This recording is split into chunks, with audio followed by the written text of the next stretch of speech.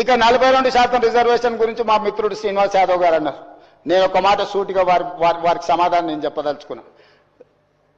చట్టపరంగా 42% రిజర్వేషన్ ఇవ్వాలి అని అంటే రాజ్యాంగ సవరణ జరగాలి.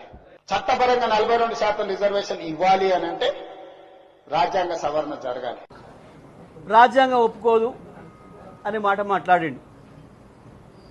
రాజ్యాంగం ఒప్పుకుంటుందా ఒప్పుకోదనే సంగతి కామారెడ్డి డిక్లరేషన్ నాడు తెలియదా? కామారెడ్డి డిక్లరేషన్ కంటే ముందు రోజు కూడా మీ రాహుల్ గాంధీ గారు రాజ్యాంగం పుస్తకం పట్టుకొని తిరుగుతున్నాడు కదా. ఈ పేర చదువుకోలేదా అన్నాడు.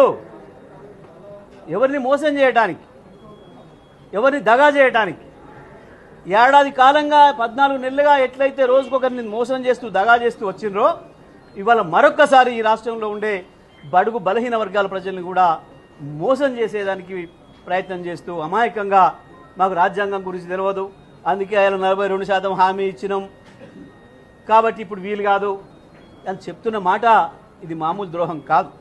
అది ఒకవైపు. ఇంకొక వైపు శాశ్వతంగా తెలంగాణ సమాజానికి, మొత్తం తెలంగాణ రాష్ట్రానికి ద్రోహం చేసే పద్ధతుల్లో రాష్ట్ర జనాభానే తక్కువ చేసి చూపించే ప్రయత్నం చేసింది. వాస్తవానికి 22-23 ఆధార్ కార్డుల ప్రకారమే ఈ రాష్ట్ర జనాభా 3,80,00,000 దాటి ఉంది. కానీ ఇవాళ మీరు చెప్పిన ప్రకారం చూస్తే 3.5 కోట్లకే పోతుంది.